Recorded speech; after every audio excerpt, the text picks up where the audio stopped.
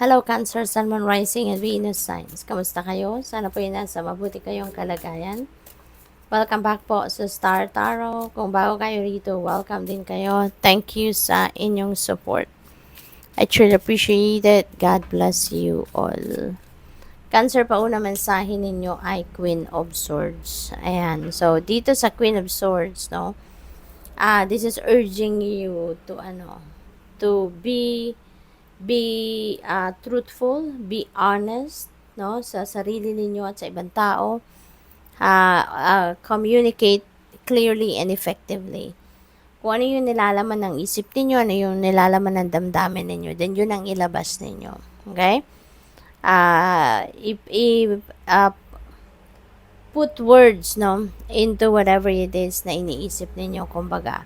Put your thoughts and feelings and emotions into words para maintindihan kayo ng kausap ninyo, para maintindihan kayo ng mga tao sa paligid ninyo, anong ibig ninyong sabihin.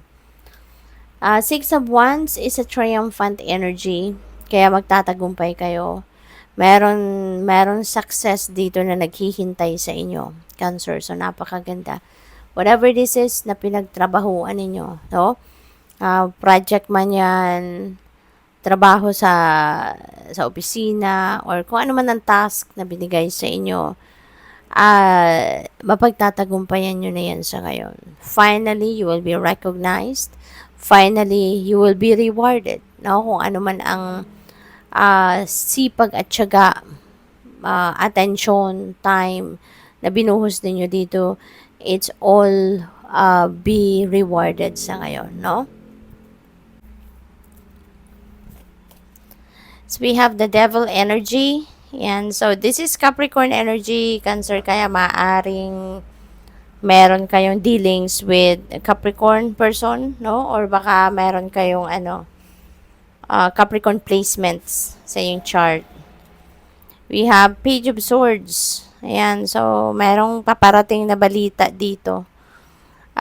Kung ano man ang balitang ito, maaring ito yung hinihintay ninyong makakatulong sa inyo para magdesisyon. Kasi baka meron din decision making dito na kailangan ninyong harapin, kailangan ninyong gawin. Pero maybe you are still gathering information, you're still gathering facts, mga ganon, na makakatulong sa inyo makapag-desisyon ng mas tama, mas maayos, yung ganon. We have 10 of Cups, napakaganda. This is happy family.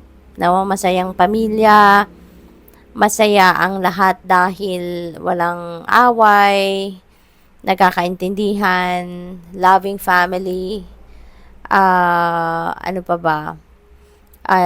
Harmonious, no, ang pamilya, walang iringan. Kung merong man nag-aaway dati, ngayon magra-reconcile na yan. Kung dati may hindi pagkakaintindihan with someone sa pamilya, ngayon that will fade away na, no, Cancer. So this is really beautiful. Ang iba sa inyo dito, maaari din na siguro you are experiencing abundance, no, prosperity, material success. Kaya masaya ang bawat isa because even yung mga wants siguro ninyo, wants ng mga kapamilya mo ay napoprovide mo na din for them. We have Knight of Wands. Ayan, may travel si Cancer.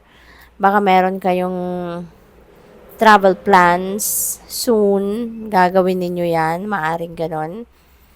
So, be ready lang. No? Be ready lang anytime. Ang na-pick up ko dito, baka meron ditong impromptu na pagbabiyahe. So, baka meron ditong biyaheng gagawin kayo na hindi ito planado, no? Yun ang napipick up ko. Yung parang biglaan. Yung ganon. What else? We have 7 of Cups. Yan. Maraming oportunidad ang maaaring dumating sa buhay ninyo sa ngayon. May mga offers siguro, but you need to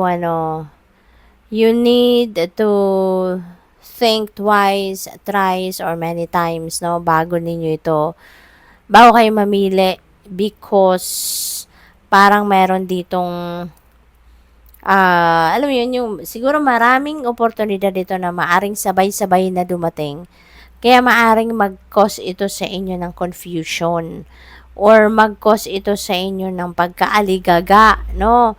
Kasi siguro sobrang gaganda, para pare-pareha siguro beneficial para sa'yo. As in, maganda, no? Maganda siguro ang mga offers na to. Kaya siguro malilito kayo. Kaya kailangan din ninyo na mag-research. Kailangan ninyo na magtanong-tanong para makatulong na makapag-desisyon kayo, makapamili kayo ng kung alin ang best, no, na option. Nine of Cups, wow, meron tayo yung 9 and 10 of Cups. So, napakaganda, napakasaya.